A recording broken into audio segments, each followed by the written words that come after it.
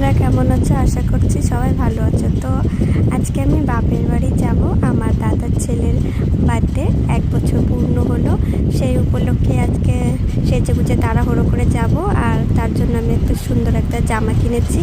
কেমন লাগছে তোমরা অবশ্যই জানাবা। তো যাই হোক, আমি এখন তাড়াহুড়ো করে রেডি হচ্ছি, যেহেতু অনেকটাই বেলা হয়ে গেছে। আজকে আমার সোনা বাবার 1 বছর পূর্ণ হবে, সেই উপলক্ষে আমি একটু সেজে গুজেই যাচ্ছি। আমাকে কেমন লাগছে তোমরা অবশ্যই কিন্তু কমেন্ট করে জানাবা। এই দেখো, আমার সোনা বাবা একদম বার্থডের জন্য রেডি।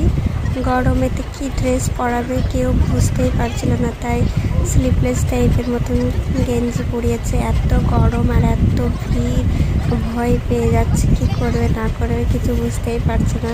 সবার দিকে শুধু তাকিয়ে তাকিয়েই থাকে। দেখো গাইস কি করে, অবস্থা দেখো।